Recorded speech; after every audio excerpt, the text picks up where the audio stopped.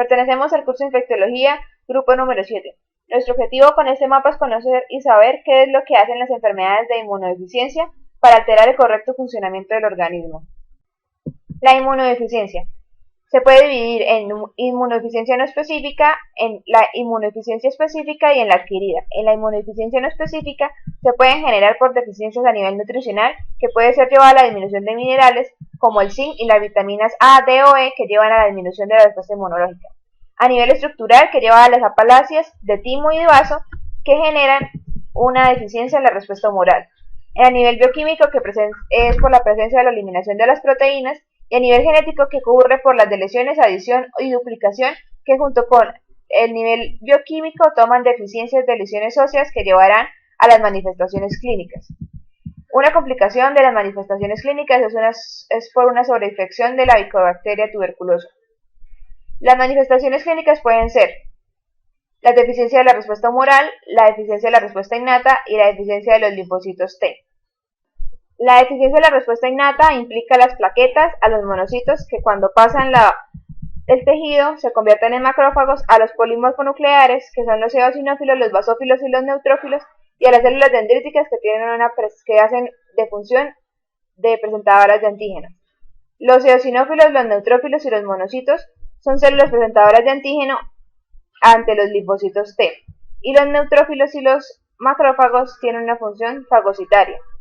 Cuando hay una deficiencia en los linfocitos T, que tienen como una respuesta inmunitaria de defensa adquirida celular, los linfocitos T, que se crean en la médula ósea y maduran en el timo, que son órganos linfoides primarios, que permiten desarrollar los diferentes tipos, como la diversidad, la variabilidad, la unión y la activación. La interleucina 3 activa las células pluripotenciales que contienen el antígeno, como el CD36, que produce linfoblastos y permite emigrar hacia el timo. Los linfoblastos después en el timo viajan y colonizan los ganglios linfáticos, que son órganos linfoides secundarios, al contener los antígenos, como el antígeno leucocitario humano tipo 1, los cuales están en los linfocitos. Con menor afinidad se convierten en CD4 negativo y CD8 positivo, que finalmente son los CD8 o supresores, que se dividen en los linfocitos de memoria, que permiten guardar memoria para un futuro ataque, los linfocitos de respuesta, que liberan linfoquinas, que también son conocidas como citoquinas, y funcionan para activar otras células para así eliminar a un microorganismo dañino. También están las natural killer, que accionan como citotóxico, que activará la respuesta de ataque contra los microorganismos.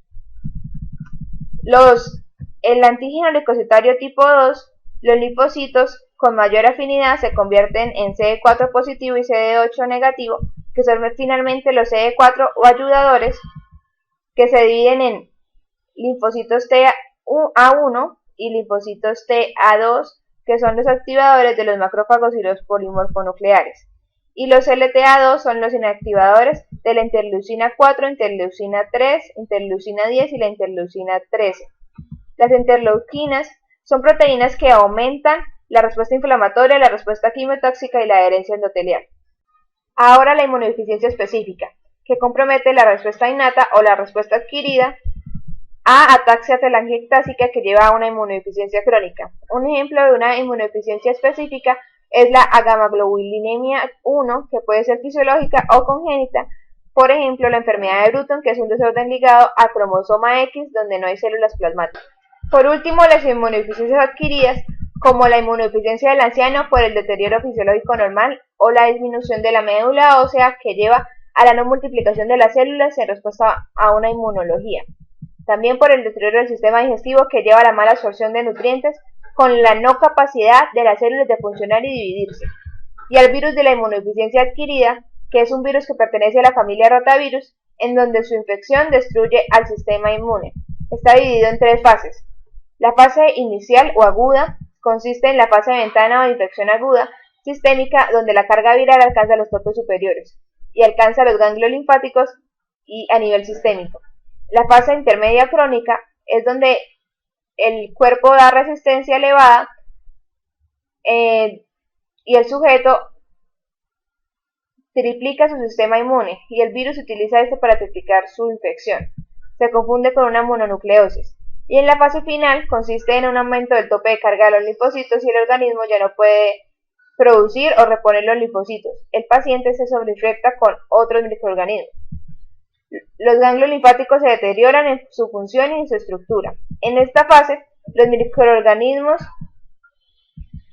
patógenos invaden el cuerpo del paciente y comienza una etapa aguda y finalmente diseminándose a la gran mayoría de los órganos, llegando finalmente a la sepsis o muerte por síndrome sistémico inflamatorio.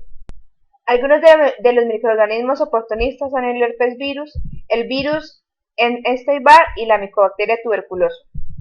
El ciclo del VIH es que inicia con el ciclo de replicación a la unión de los receptores como la GP19, CXCR4, GP120 y la CCR5, que se encuentran en la membrana, donde se fusionan a la membrana y liberan su ADN vírico por medio de la enzima transcriptasa inversa, permite que su ADN vírico sea acoplado al ADN del huésped por medio de las proteínas como la CFOS que está en el cuerpo humano y permite su rápido ensamblaje.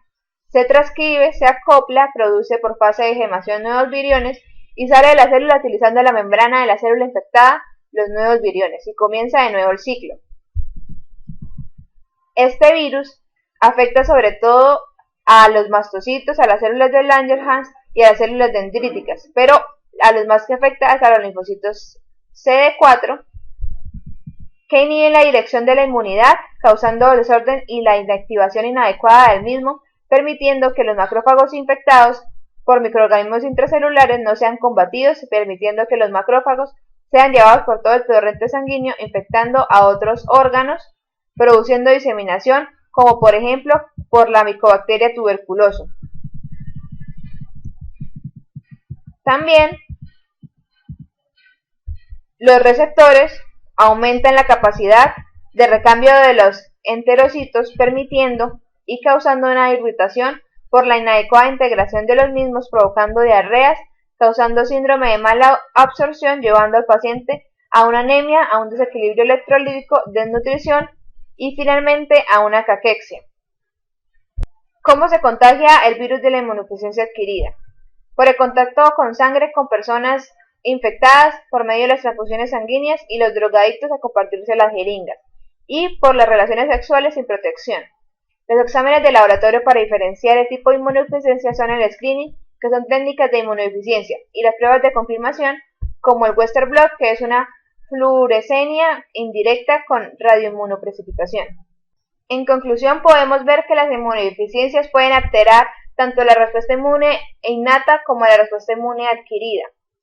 En el virus de la inmunodeficiencia adquirida, podemos ver que afecta a los linfocitos CD4, alterando así toda la respuesta inmunitaria y causando así una inmunosupresión en el paciente, el cual se puede sobreinfectar por unas infecciones. También las inmunodeficiencias pueden ser congénitas, causando también el deterioro del sistema inmune del paciente.